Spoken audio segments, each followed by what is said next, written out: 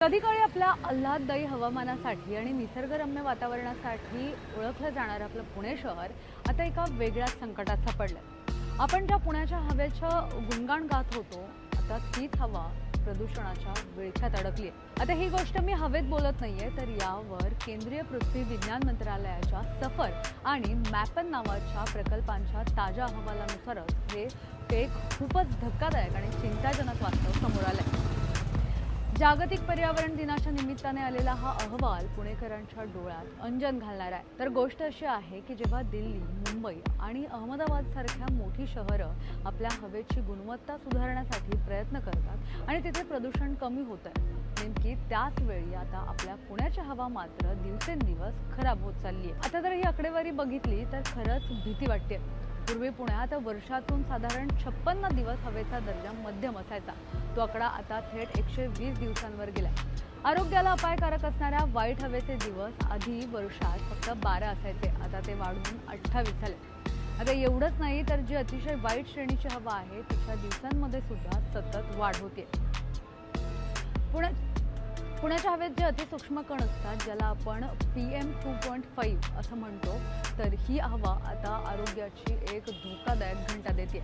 आता प्रश्न असा पडतो की अचानक नेमकं असं झालं तरी काय?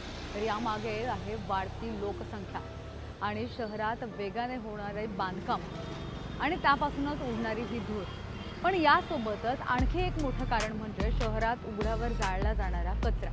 पुण्यातील एअर ॲक्शन हबचे सदस्य रवींद्र सिन्हा यांनी यावर थेट बोट ठेवली। राष्ट्रीय हरित लवादाने कडक नियम करूनही पुणे महानगरपालिकेकडून कचरा जाळणाऱ्यांवर होणारी कारवाई शून्य आहे।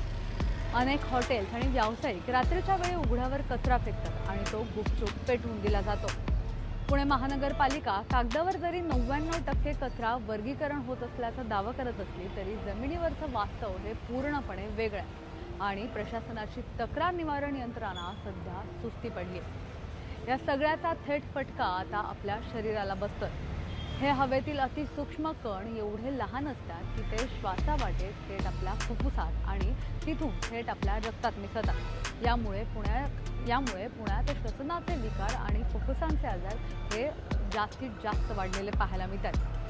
यामध्ये आता तज्ज्ञांचं मत काय आहे, तर त्यांच्या मते आता फक्त वरवरचे उपाय करून चालणार नाहीयेत, तर हे प्रदूषण रोखण्यासाठी मुख्य कारणांवरच घाला घालावा लागेल। केंद्र सरकारच्या स्वच्छ हवा कार्यक्रमात पारदर्शकता आणण्यासाठी आणि उपाययोजनांचे परिणाम शास्त्रीय पद्धतीने मोजण्याची आता खरी गरज निर्माण झाली आहे। पण या सगळ्यात आशेचा किरणही आहे।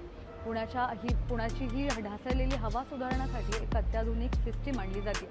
पुणे महानगरपालिका आणि प्रदूषण नियंत्रण मंडळ सफर या प्रकल्पाच्या नवीन टप्प्याअंतर्गत आता डिसिजन सपोर्ट सिस्टीम म्हणजे DSS ही प्रणाली लागू करणार आहे। हे एक असं आधुनिक तंत्रज्ञान आहे जे शहराच्या कोणत्या भागात कोणत्या कारणामुळे म्हणजे गाड्यांमुळे किंवा बांधकामामुळे किंवा उद्योगांमुळे हे प्रदूषण वाढतंय याचं अचूक विश्लेषण करेल आणि यामुळे प्रशासनाला नेमकी कारवाई कुठे करायची याची माहिती मिळेल। एकंदरीत काय तर तंत्रज्ञान आणि यंत्रणा ही आपली कामं करतीलच, पण पुणेकर म्हणून आपलीही काही जबाबदारी आहे। प्रशासनाने आता या नवीन प्रणालीच्या मदतीने नुसती कागदी घोडे जरी नाचवले तरी प्रत्यक्ष जमिनीवर कडक पावलं उचलली तरच ही आपल्या पुण्याची हवा पुन्हा एकदा पहिल्यासारखी शुद्ध आणि श्वास घेण्यालायक होऊ शकते। नाहीतर येणारा काळ हा आपल्या आरोग्यासाठी खूप कठीण असेल, एवढं मात्र नक्की। आजची ही माहिती तुम्हाला कशी वाटली आम्हाला कमेंटमध्ये नक्की कळवा आणि अशाच व्हिडिओ पाहण्यासाठी पाहत राहा civic mirror. Camera person Ajay गांगुर्डेसह मी मोना येनपुरे, सिविक मिरर, पुणे।